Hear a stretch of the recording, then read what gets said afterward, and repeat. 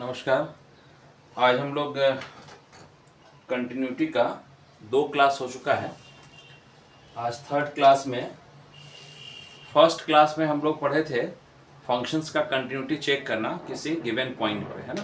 कोई point given होता था, वहाँ पे हम लोग कंटिन्यूटी चेक करते थे। तो उस पॉइंट पे हम लोग LHL निकालते थे, RHL निकालते थे और वैल्यू ऑफ द फंक्शन निकालते थे। तीनों सेम होता था तो फंक्शन कंटिन्यूअस कहलाता था, अदरवाइज डिसकंटिन्यूअस। जो उसके बाद वाले क्लास में था उसमें कोई पॉइंट गिवन नहीं था, फंक्शन जहाँ पर भी डिफाइंड था, जनरली पूरे रियल नंबर पर ही उसका हम लोग कंटिन्यूटी चेक करते थे कि कहीं कोई पॉइंट ऐसा मिलता है क्या जहाँ पे फंक्शन डिसकंटिन्यूअस हो। ठीक है। आज तो जो पिछले क्लास में क्वेश्चन था उसका मेन था कि find the point of discontinuity of the following functions. आज जो हम लोग करेंगे उस फंक्शंस के कंटिन्यूटी पे ही डिस्कस करेंगे। मतलब फिर से बात वही है, जो फंक्शन जहाँ पर डिफाइंड है, फंक्शन का जो डोमेन है, उस डोमेन में क्या कोई पॉइंट ऑफ डिसकंटिन्यूटी है। अगर पॉइंट ऑफ डिसकंटिन्यूटी है तो इसका मतलब फंक्शन अपने डोमेन पे कंटिन्यूअस फंक्शन नहीं कहलाएगा, और अगर कोई पॉइंट ऑफ डिसकंटिन्यूटी नहीं मिलता है तो ऑब्वियस है कि फंक्शन कंटिन्यूअस ही कहलाएगा। ठीक है। तो उसी पे हम लोग आज डिस्कशन करेंगे। तो एक्सरसाइज 5.1 क्वेश्चन नंबर 14 पे करें। तो 14 नंबर क्वेश्चन ये है,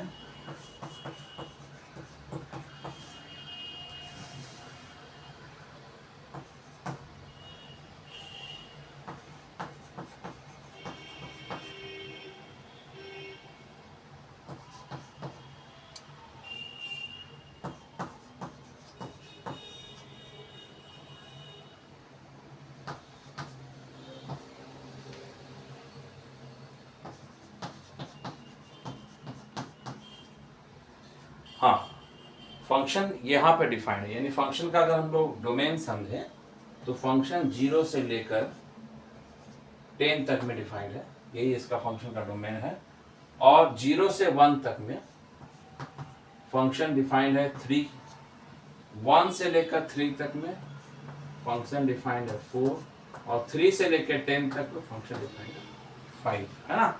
और हम लोग को फंक्शंस का कंटिन्यूटी चेक करना है। ठीक है। तो इसको हम लोग पहले 3 इंटरवल पे बांटेंगे। मतलब एक ये होगा जब हम 0 से लेकर 1 के बीच तक का फंक्शंस का नेचर देख लेते हैं कि फंक्शन कंटिन्यूअस है कि नहीं। फिर 1 से 3 और फिर 3 से 10। उसके बाद 2 पॉइंट बचेगा 1 और 3, क्योंकि 1 के लेफ्ट और राइट में फंक्शन अलग अलग डिफाइंड है, 3 के भी लेफ्ट और राइट में फंक्शन अलग अलग डिफाइंड। ठीक है ना। 0 और 10 को नहीं लेंगे क्योंकि 10 के राइट में फंक्शन कोई डिफाइंड नहीं है, 0 के लेफ्ट में फंक्शन कोई डिफाइंड है ना। तो टोटल 5 केस होगा इसमें। तो case 1 when x greater than equal to 0 and less than 1, मतलब हम 0 इस इंटरवल पे बात कर रहे हैं, इस इंटरवल पे फंक्शन का कंटिन्यूटी चेक कर रहे हैं। ठीक है। तो यहाँ पे फंक्शन क्या डिफाइंड है, fx इक्वल टू 3, और fx इक्वल टू 3 तो ये constant function, fx equal to 3 this is a constant function. और तो हम लोग यही लिखना है, this is constant function and we know that constant function is everywhere continuous, therefore f is continuous in 0 1 1 open, या इस तरह से लिख सकते हैं। तो इस इंटरवल पे फंक्शन कंटिन्यूअस हो गया। उसी तरह केस 2 जब लेंगे हम लोग, केस 2 लेंगे 1 से लेकर 3 तक, है ना। 1 से 3 तक, 1 अभी नहीं लिए, 1 पे हम लोग कंटिन्यूटी चेक नहीं कर रहे हैं। 1 से 3, तो 1 से 3 में जो फंक्शन डिफाइंड है fx इक्वल टू वो है 4। Again this is A continuous constant function, and constant function is everywhere continuous. जो आर्गुमेंट यहाँ दिए थे वही आर्गुमेंट यहाँ भी देना है। ठीक है। ये कंटिन्यूअस फंक्शन, इसलिए इस इंटरवल में फंक्शन कंटिन्यूअस हो गया। ठीक है। केस 3 लेंगे, बहुत सिंपल क्वेश्चन है ये। केस 3 लेंगे तो उसमें हम लेंगे 3 से लेकर 10 तक। ठीक है। और यहाँ जो फंक्शन डिफाइंड है वो fx इक्वल टू 5 डिफाइंड है। Again this is a constant function and constant function is everywhere continuous, therefore this is also continuous function. तो ये जो 3 केस आया, इस तीनों केस में फंक्शन कंटिन्यूअस मिल गया। अब 0 से लेकर 10 तक में हर जगह कंटिन्यूटी चेक हो गया, सिर्फ 1 और 3 पे कंटिन्यूटी चेक नहीं हो पाया। ठीक है। तो अगला जो 2 केस होगा वो 1 और 3 पे कंटिन्यूटी चेक करना है। ठीक है। तो केस अब हम लोग 4 लेंगे। केस 4,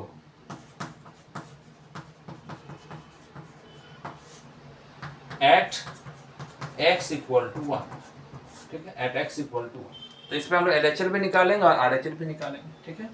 तो क्या होगा, LHL at x equal to 1, तो limit x tending to 1 minus fx, तो 1 से कम में क्या डिफाइंड है, 1 से कम में फंक्शन डिफाइंड है 3, तो ये हो जाएगा 3, ठीक है। RHL at x equal to 1, तो limit x tending to 1 plus fx, तो 1 से ज्यादा में क्या डिफाइंड है, 1 से ज्यादा में 4 डिफाइंड है, ठीक है। तो ये हो गया 4। तो देखिए लेफ्ट हैंड लिमिट 3 आ गया और राइट हैंड लिमिट 4 आ गया, तो इसका मतलब इस पॉइंट पे फंक्शन का लिमिट ही एग्जिस्ट नहीं किया, तो ऑब्वियस है फंक्शन डिसकंटिन्यूअस हो जाएगा। तो यहाँ सिर्फ लिखना है लिमिट x या LHL at x equal to 1 is not equal to RHL at x equal to 1, therefore f is discontinuous at x equal to 1, यानी 1 पे फंक्शन डिसकंटिन्यूअस हो गया, ठीक है। क्वेश्चन हम लोग का कंटिन्यूटी पे ही था, तो फंक्शन तो यहाँ भी डिसकंटिन्यूअस हो गया, क्योंकि पूरे डोमेन पे एक पॉइंट मिल ही गया जहाँ पे डिसकंटिन्यूअस है फंक्शन, तो फंक्शन डिसकंटिन्यूअस कहलाएगा, ठीक है। लेकिन हम लोग 5th केस भी चेक कर सकते हैं। तो जो 5th केस होगा उसमें क्या होगा, एट x इक्वल टू 3, तो इसमें भी LHL करेंगे, तो 3 माइनस, तो 3 से कम में फंक्शन क्या होगा 4, ठीक है, और 3 से ज्यादा में फंक्शन क्या होगा, 3 से ज्यादा में फंक्शन 5, तो इसका वैल्यू हो जाएगा 5। तो देखिए लेफ्ट हैंड लिमिट 4 आ गया और राइट हैंड लिमिट 5 हो गया, तो यहाँ भी फंक्शन का लिमिट एग्जिस्ट नहीं करेगा, इसलिए 3 भी जो है वो पॉइंट ऑफ डिसकंटिन्यूटी हो जाएगा। तो हम लोग को इस पूरे डोमेन पे फंक्शन का 2 पॉइंट ऑफ डिसकंटिन्यूटी मिल गया, एक भी मिल गया होता तो फंक्शन कंटिन्यूअस नहीं कहलाता, ठीक है। तो इसके बाद हम लोग लिख देंगे हेंस फंक्शन इज डिसकंटिन्यूअस, ठीक है। ये कंटिन्यूअस फंक्शन का एग्जांपल नहीं है, क्योंकि 2 पॉइंट इसके अपने डोमेन पे पॉइंट ऑफ डिसकंटिन्यूटी मिल रहा है। उसी तरह क्वेश्चन नंबर 15 है,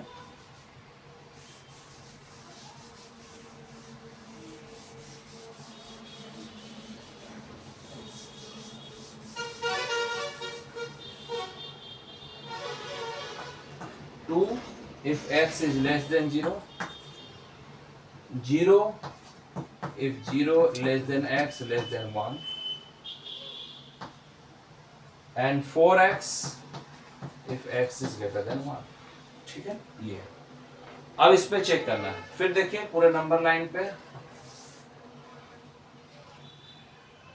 0 से कम में, तो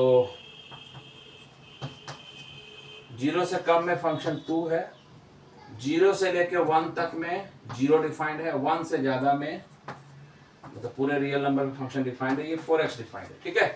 तो कुछ केस तो हम लोग ऐसे ही कर लेंगे। केस 1 जो होगा हमारा वो होगा माइनस इन्फिनिटी से 0 वाला, ठीक है। अब इसको खुद से लिख सकते हैं, केस 1 माइनस इन्फिनिटी से 0, यानी x belongs to minus infinity से 0।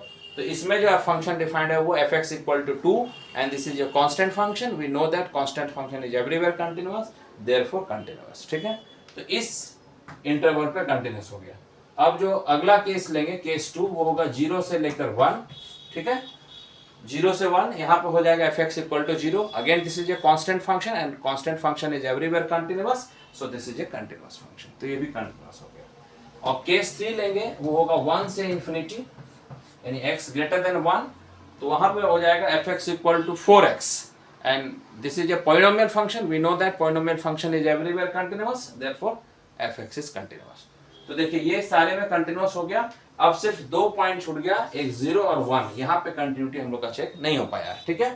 तो जब 4th केस लेंगे एट x इक्वल टू 0, तो देखिए इसमें क्या करेंगे, एट x इक्वल टू 0, तो LHL at x equal to 0, limit x tending to 0 minus fx, तो 0 से कम में फंक्शन क्या डिफाइंड है 2, तो लिमिट x टेंडिंग टू 0 2, ठीक है। And what is this, limit X tending to 0 2, तो इसका वैल्यू तो 2 ही आ जाएगा।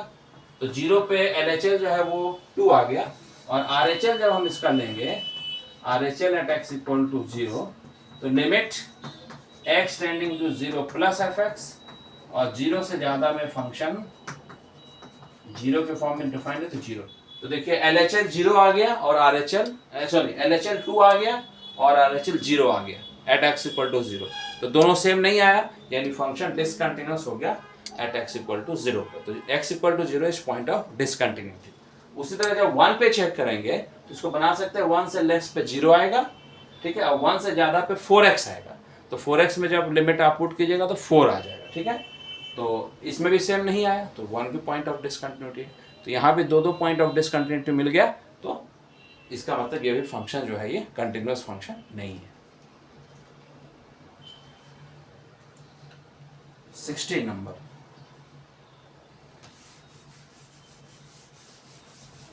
तीनों क्वेश्चन एक टाइप का ही है।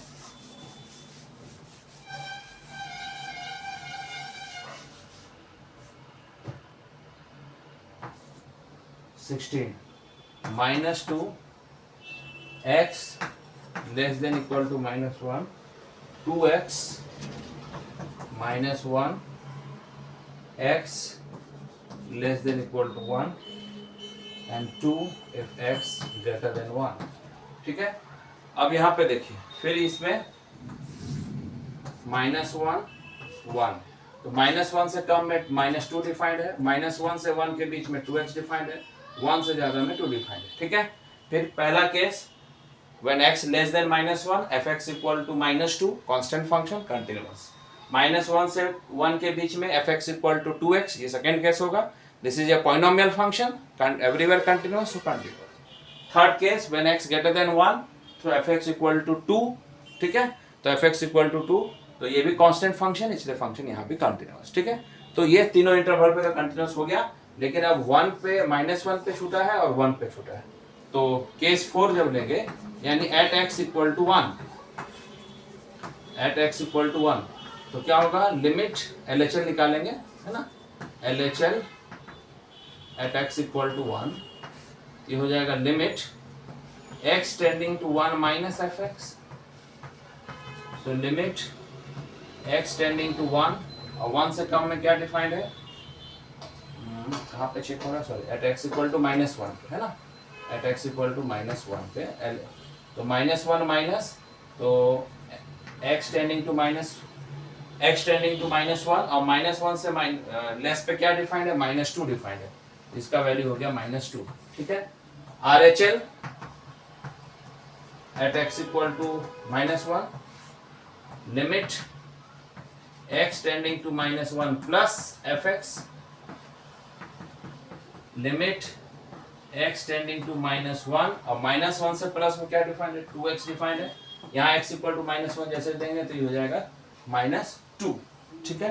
तो RHL भी -2 आ गया, LHL भी -2 आया, और f ऑफ -1 जब चेक करेंगे तो -1 पे -2 ही डिफाइंड है।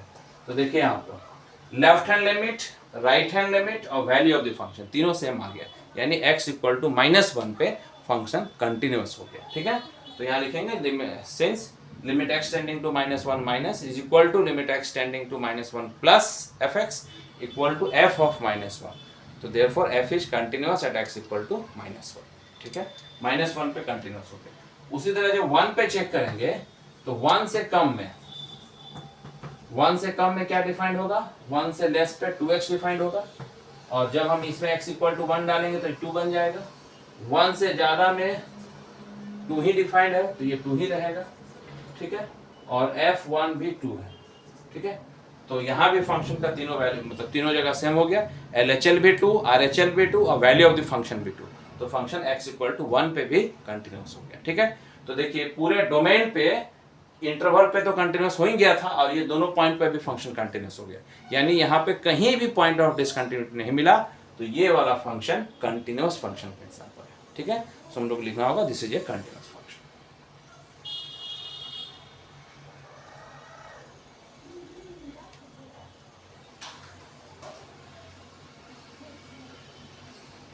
चलिए नेक्स्ट करते हैं।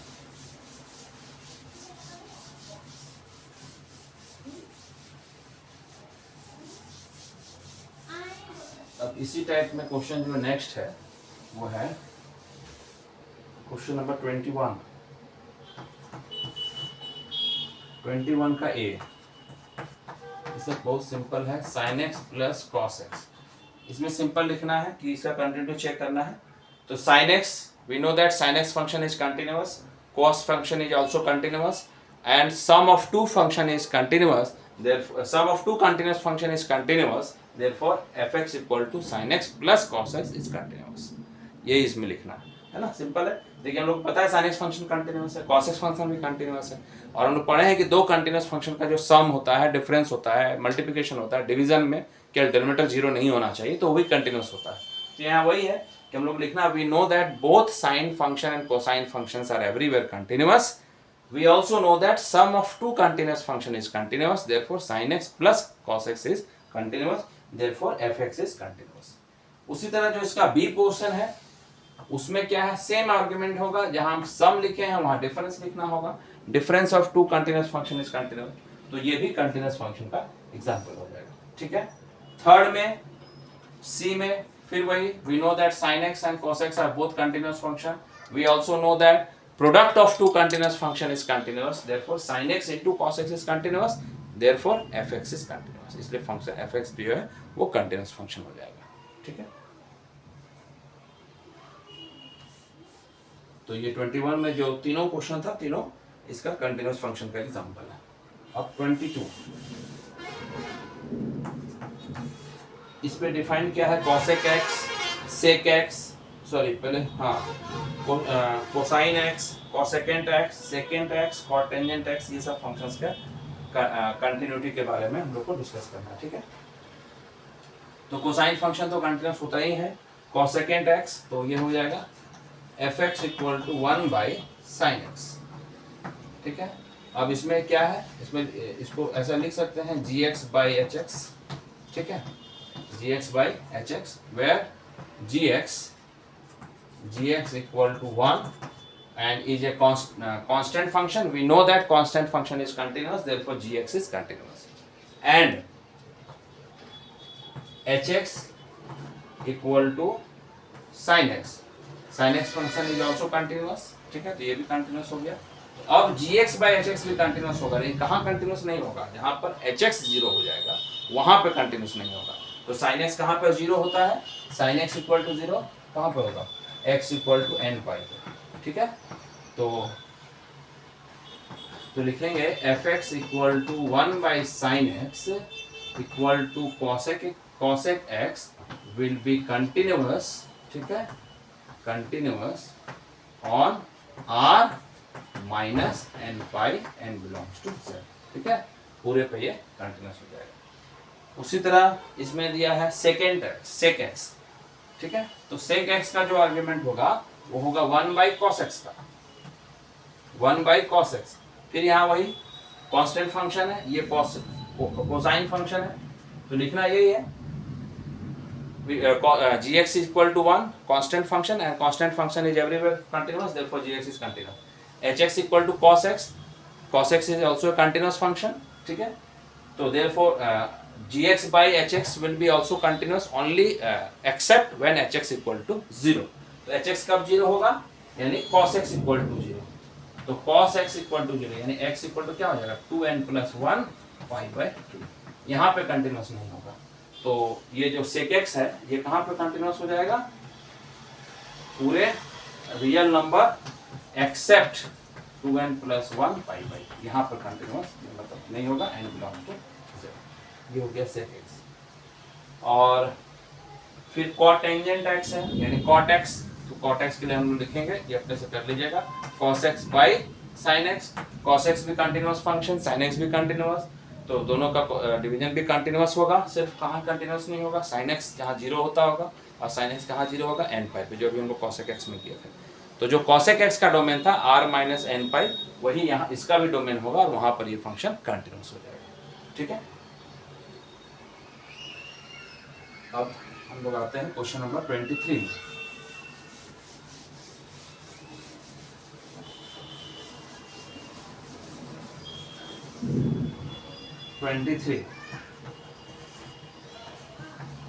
F X equal to sine X by X if x is less than 0 and x plus 1 when x is greater than equal to 0.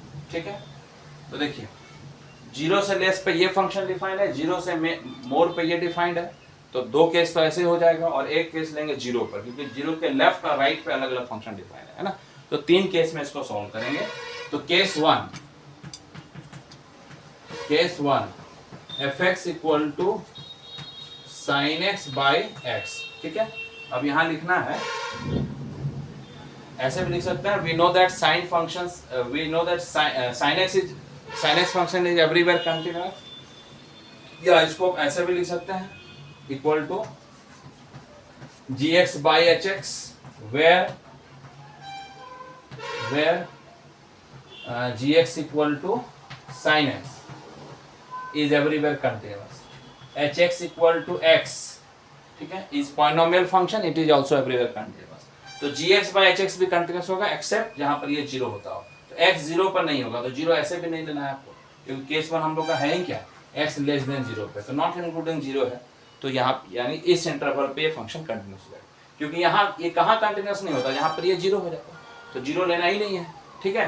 तो एक्स लेस देन जीरो वाला जो कंडीशन है उसमें फंक्शन कंटिन्यूस हो गया, ठीक है। और केस टू जो लेंगे, केस टू होगा व्हेन x ग्रेटर देन 0, तो fx इक्वल टू क्या है, x plus 1, this is a polynomial function and we know that polynomial function is everywhere continuous, therefore fx is continuous, इस condition, ठीक है, इस कंडीशन में function continuous हो गया जीरो से ज्यादा वाले में। लेकिन अभी एक केस बचा है एट x इक्वल टू 0, तो एट x इक्वल टू 0 के लिए हम लोग LHL RHL लेंगे।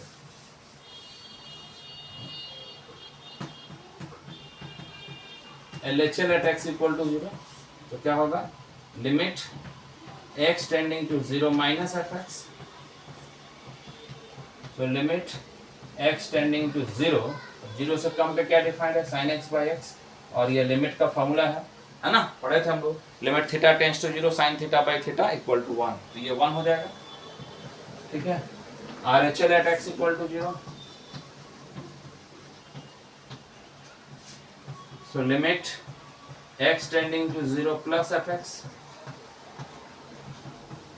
so limit x tending to 0, 0 से ज़्यादा में क्या डिफाइंड है, x plus 1, यहाँ पे डाल देंगे 0 plus 1, so this is 1, यहाँ भी 1 आ गया, और f0 ये है, तो 0 plus 1, तो this is 1, ठीक है, तीनों सेम आ गया, यानी at x equal to 0 पे फंक्शन कंटिन्यू